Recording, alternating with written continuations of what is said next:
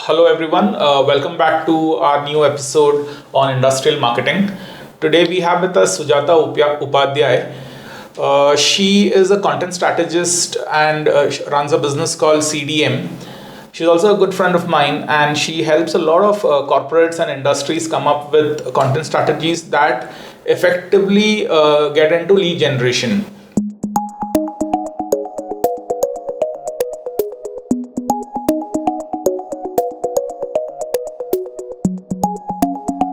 Welcome, Sujata, to the episode today. Thanks, Bejoy. We'll do that once again. You remember on the audio podcast, I wanted to ask you: is it content or content? It's content. I am content, and we write content. Because I know a lot of people who say content as content. Content Yes. to us, yeah. Content, yes. So I thought since this podcast is based on content, might as well get that correction done. I'm glad you did that. So Sujata, content is everywhere. In the form of text, Right. in the form of images, in the form of videos. Yeah. Everything is content. Right. Therefore, it becomes very complex, right? And content needs form and structure. That's So, how, in your best opinion, can you convert content that translates into brand value and people are able to give it a tangible message that this is my business and this is what we stand for and this is what our brand kind of resonates with. Right. Okay. Irrespective of the brand or industry that you belong from, creating the generic content that everybody is creating has no value, right? So, because you are in a particular industry, you guess people might be interested in reading that, and you start creating that, Right. which everybody is doing. Your competitor is doing. Your people in your industry, everybody is doing. How do you link it with what do you believe in as an organization? And I think a very simple formula to that is it's nothing high fundu. You have to just ensure that what is the problem that you're solving in the market. Right. So you take a problem solution approach. You talk about the problem that you're catering to. So rather start with more generic, start with more awareness centric. What is the problem in general? What specific problems are you talking about or catering to? What should be the solution and where do you come in picture? Correct. Right? So when you do all of that together, you're building the right story, right? And then subtly introducing yourself. Right. That is one. Second, as an organization, whatever you believe in and so there are 10 people offering the same service product in the market. Right. How do you stand out? Competing on the product or service is not the differentiator anymore because there are so many options, right, in the market today. The service or the value that you bring to your customer is the differentiator. And the value doesn't need to be specific to the service or the product. It'll be beyond that. Right. Right? The expertise that you share, the knowledge you share, you recommend, whatever. So add that as your organization's give and create and keep that as a center for creating any content, marketing ideas and XYZ. Right. Make sense? Absolutely. I always thought that branding is a feeling in the stomach than anywhere else. So your answer does align towards that. Also, Sujata, this leads to the second question, wherein for a lot of people, whatever brand as we discuss, whatever content as we discuss, which is in any format, text, video, image, the end result should be that, especially the domain that we cater in, B2B, and because their sales curve is very long, they need a yield in terms of trust, right? Right. Credibility, yes. And a new form factor that has evolved is content also needs to be a lead generation engine. Yeah. Right? Okay. Once you have the lead, then you establish the credibility, and after they finish the work, the trust follows. So putting all these things in together, like lead generation, credibility, and trust. How do you think content can be distributed in those phases? Interesting question. Very similar to the marketing funnel that we know about, right? Right. Tofu, mofu, and wofu, right? Yeah. This has align that with I'll rather align that with the response. May I just interrupt you? Yeah. Let's just kind of also tell the full form of tofu, it's top of the funnel. Middle of the funnel and bottom of the funnel. It simply means that you have whatever you create as a marketing content, it is for the awareness stage. Tofu is for everybody. Correct. You don't know who's consuming it, right? Could be your target market, might not be. Then you refine that further, and there are ways to refine that, and you bring the middle of the funnel is where people, at least a target market is consuming that information. And the bottom of the funnel is where for sure they might have a requirement, and you are trying to you are looking at giving them more credible, more proof of your expertise kind of work, right? Like case studies and testimonials, all of that come in, right? So when you as I said, similar to tofu, mofu and bofu, and you have initially if you start with more of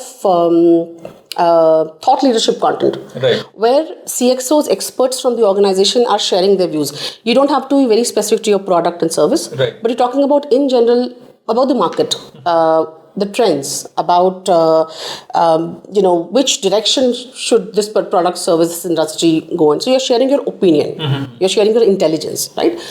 It attracts people to come to you, start following you. Then more and hence content strategy plays a very important role. You just don't have to create. Why are you creating that is very important, right? So once this is done, this part let's say you've run for a month, 2 months, 3 months, whatever.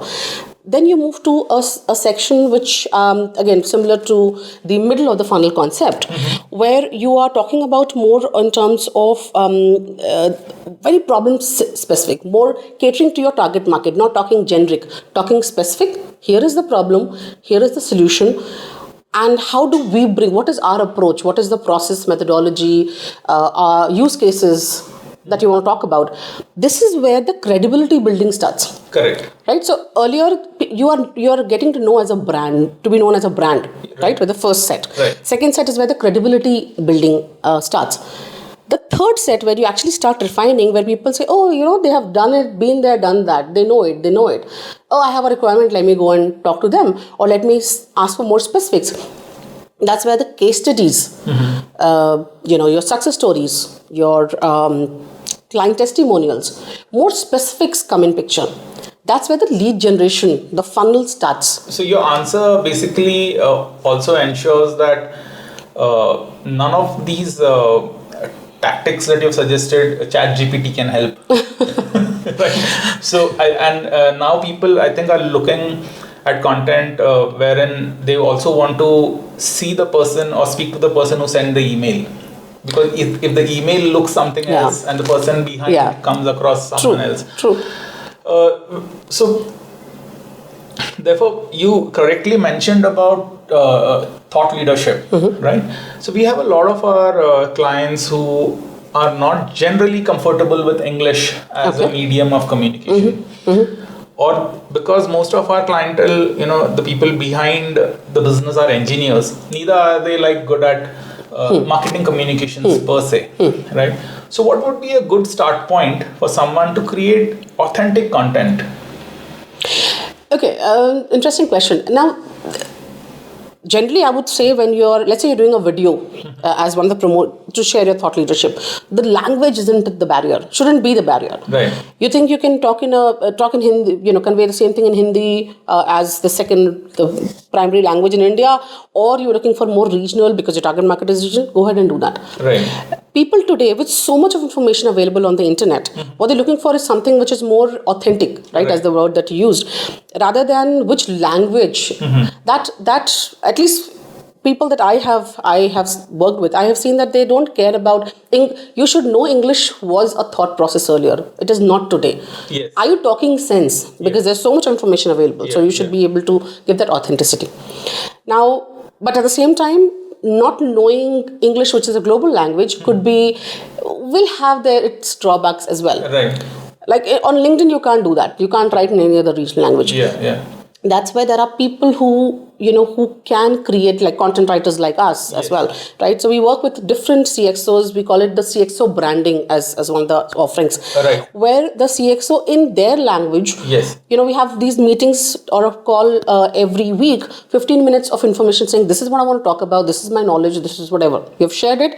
Now, we as writers are writing it on their behalf, Right. and writing in their style as well. Correct. Right? Correct. And putting it on LinkedIn. So language is not the barrier. You have support systems around you which you can utilize. Right. So it's, as you're rightly saying, it's important to get started. Absolutely. Take help from experts. Absolutely. And be consistent. Yes, be consistent. Very, very important. Right. Sujata, when we meet a lot of our clients, as I said, they are engineers. Marketing communication is not their core. Right. So a lot of times they get influenced. कि दोस्त ने बताया या किसी colleague ने बताया. Right. Right. So this question also is about getting a start point, which we discussed earlier. So they ask us, they say कि चलो अपन Instagram पे कुछ करते हैं. Right. Probably because they see Instagram in the morning. Correct. Some of them ask कि LinkedIn पे करते हैं. Few of them discuss कि case study करते हैं या white paper करते हैं. Very few of them. But then we do get that conversation also. Right. So what, in your best opinion, is a structured way of do this first, do this later, do this third. At the end of the day, they get some form of purchase interest or Right. lead generation. Right. Right. And lead generation, when I mean, see, in manufacturing, lead generation does not happen like B2C. It cannot. Right? There is no trigger to buy. Correct. Right? Correct. So considering that, for them, the sales curve is very long. For them, it's more about nurturing. Yeah, right? And at certain point, there's a lead. So Correct. how do you recommend they take an approach here? Right. And you rightly said that, so from the marketing approach or a direct lead generation, there is lead generation methods as well. There's no immediate lead that is going to come. What you're looking in manufacturing as an industry is that you build that visibility. People should know you. They should know what value can you bring, what product service are you offering. So when they have a requirement, they come to you. Right? Come to, and once it's through, Sujata, then it becomes like a account-based thing. Absolutely. Absolutely. So this is a very simple method. There is no way for you to generate lead. I wouldn't say no way, but that's not the primary model that you can focus on here. Now, to ensure the visibility is there, few things that a manufacturer should do, irrespective of whatever they are manufacturing, is ensuring a presence on LinkedIn, because you're a B2B market. Yes. You need to have a presence on LinkedIn. Yes, you can utilize Meta also. Right. But is your target audience there? Are the decision maker there? Is what you need to think about. So having the presence on LinkedIn, having a website for sure. I mean, if there are manufacturers who don't have the website even today, websites today are how visiting cards were earlier. You need to be there. You need to have them. Right? It's also like, I think, website nahi hai to ye dhanda hai bhi ke nahi? Exactly. Yeah. Correct. It brings in the credibility, right? They don't see you. They see that you have a presence online. Right. Yeah, actually, it's a very, very important point that if even today somebody connects with me, a possible supplier or vendor to me or partner to me, the first thing I want to go and check them online. Yeah. I'll meet them face to face later, but at least I want to see that they have a presence, right? Social listening has become an integral part of qualifying a client or a vendor, as you rightly said. True. So the visibility from LinkedIn and being on social media, creating blogs, copies, CXO's thought leadership, very, very important. What you are generating, or rather what you are manufacturing as a manufacturer, I'm sure there are 10 other people, 100 thousands may be doing the same thing. Yes. What do you do, or what do you convey that people say that, I like their perspective? It is a very old saying that people buy from people. It is just not for the sake of saying. It absolutely is the case, right? So if I may be meeting a $1 billion company, but I'm still going to meet that particular individual. So that person needs to have that trust. I've seen Sujata somewhere. I've seen Bejoy. I know they wrote this. They said this in the podcast or a video. And I resonate with them. So that's very important for the CXOs to build their presence in the market. Yes. And then comes in your, the proof of expertise that you bring in, right? So you putting in case studies, you're talking about customer testimonials, you talk about approaches, methodologies, very important for manufacturing companies, right? You have to say, how will you deliver this? Or what are processes to ensure compliance? Correct. Timely delivery. Risk mitigation. Right. All of those things are important. Right. So you're saying that the best start is a website, then LinkedIn, right? Then documentation, CXO, the CXO branding angle, right? And then comes in the case studies, proof of concept. Right.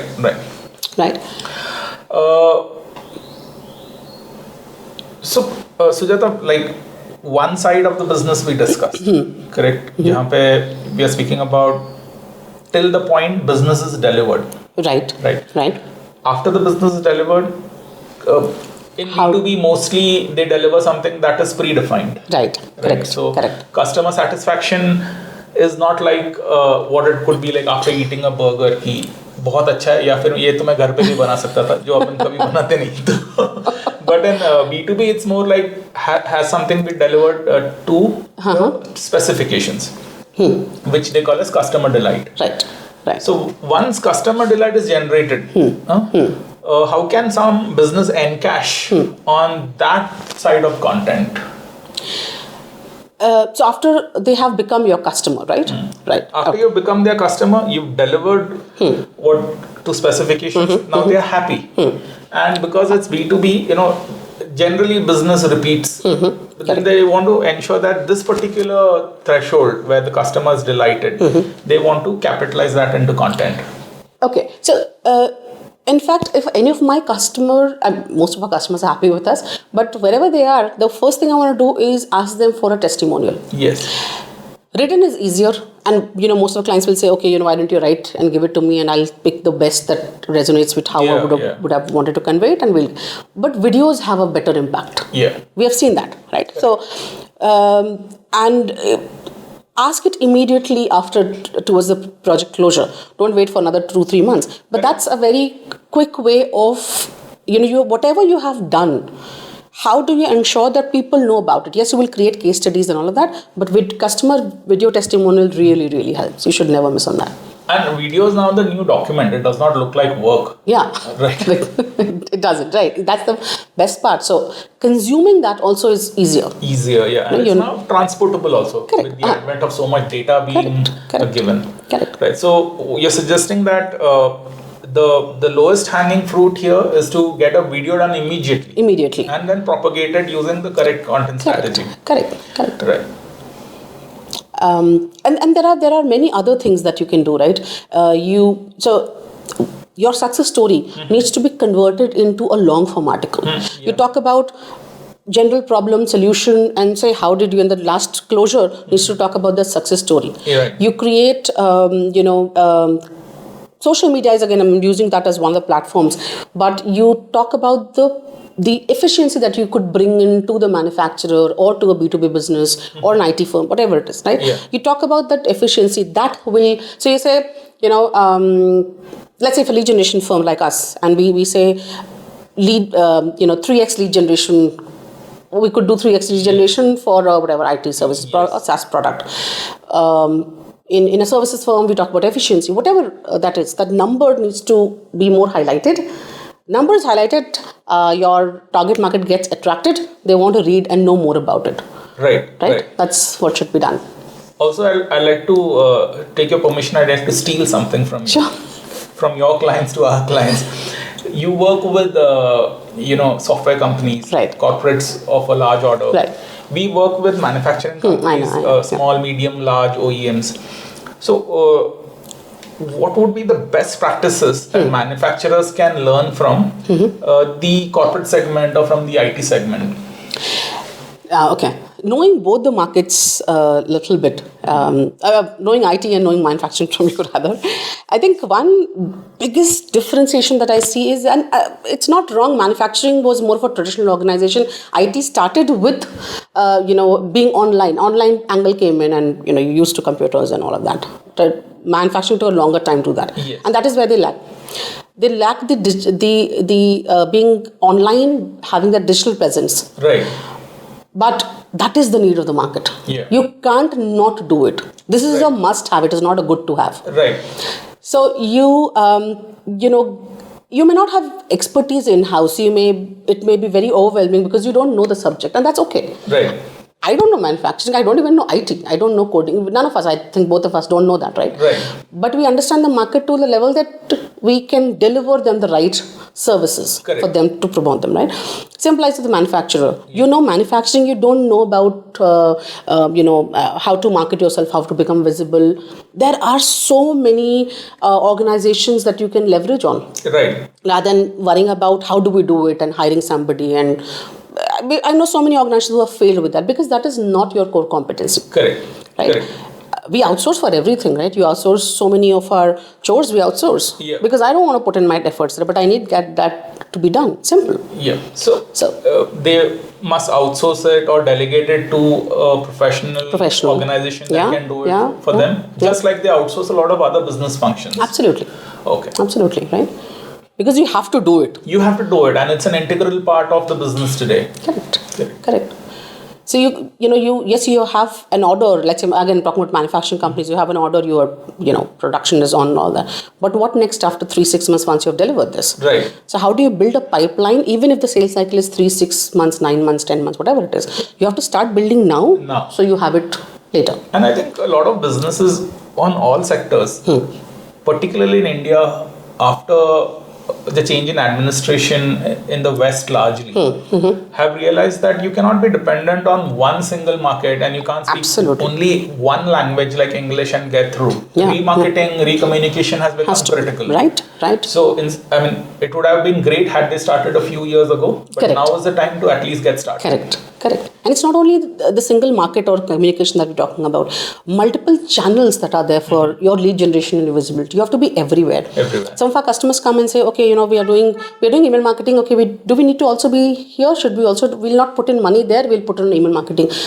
Fair. But each of data says, each of the channel you pick up, or each of the geography that you pick up also gets you 10 to 15% of initial response. Correct. So if it is 10%, then have at least 10 different mediums or countries that you start targeting. Countries are bigger, needs more investment, so you have to go more strategically. But with the channels, you need to have presence on all channels. And then after probably a year or 6 months down the line, you decide which one is working better for you and then focus on that more. Correct. Right? Sujata, the last and the final question without which this podcast will sound like it's a lot of general knowledge but nothing actionable. Okay. So the answer to all of this lies in people being able to measure what they are doing, especially for the domain that we work in. Engineers especially, everything is measurable. What is not measured is completely, it didn't happen. It's very generic, or it didn't happen. So, what would be some good tools for the clients to measure content? And in fact, to ensure that also if this tool can help them identify gaps and what could be the next step. Any of this here, I am sure that AI plays a critical role. Yes, it's a very good question because it's actually a question that I get a lot from different clients and prospects of ours, and I love answering this question. I wouldn't talk about tools that help you measure, content.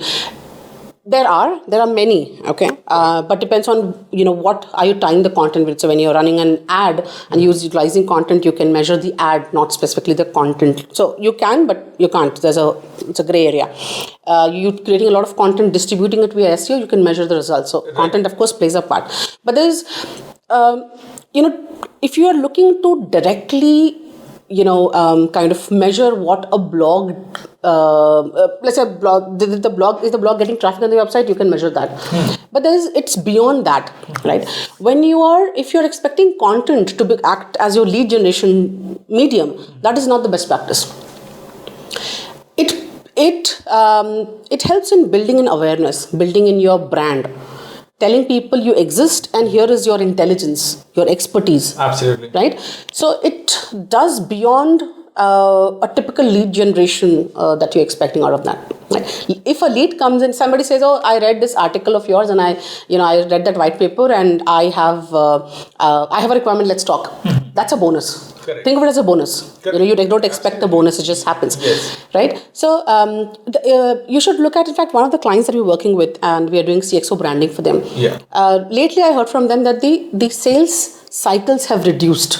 I said, oh, how do you measure that? I said, no, I don't. It's just a feeling, right? Because we see that when we enter a meeting, and we are going to meet somebody, like, oh, you know what? I had read about this, and that actually got us thinking that we should meet you guys. Right. And so the credibility building, you don't have to try and sell yourself. All you do is talk about your product and service. Right. You know, your credibility of who you are, what is your thought process, that is taken care of. Right. So hence, it helps in reducing the sales cycle, but there's no way to measure. Yeah. Only when your client comes and tells you that, oh, you know, we have reduced sales cycle is when you realize. Right. It is the competition. It is reducing the competition between you and your competitors. Right. People pick you while your competitor may have let's say maybe better in terms of cost, or has whatever was the first person that they spoke to, all of that. But they have seen you more. Correct. You're visible everywhere. Right. You are on, you know, for example, third-party sites like Clutch, Capterra, G2 Firms, right? You are active on LinkedIn, Meta, all of that. Okay. You're doing white papers. Your CXOs are talking. That, to me, you know, and again with our experience, I'm sure that happens in manufacturing. Yes. Manufacturers who are more active online will have a better conversion or a quicker conversion, right? So you can't measure it. Sorry to disappoint you that way.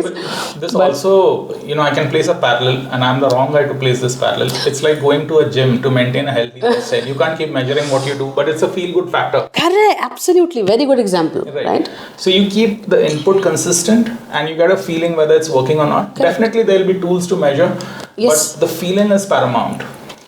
Correct. There are tools to measure, but all I'm saying is content is part of marketing, not of lead generation. Right. Not of sales, right? So you have to look at it beyond. Is it helping you overall to become a better brand? Better candidates? Are you able to hire better candidates, employees? Yeah. That also is a factor. That also. Right? Yeah. Right.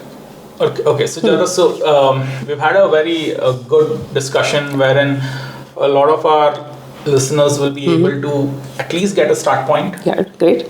And also know that what is the way ahead. So thank you, Sujata, for your time today. Pleasure. And for those who want to get in touch with Sujata for their content strategies or content development, which leads to lead generation at the end of the day to make it more tangible, what I've done is we've kept a QR code at the end of this video, which you can scan and get in touch with Sujata. Thank you once again.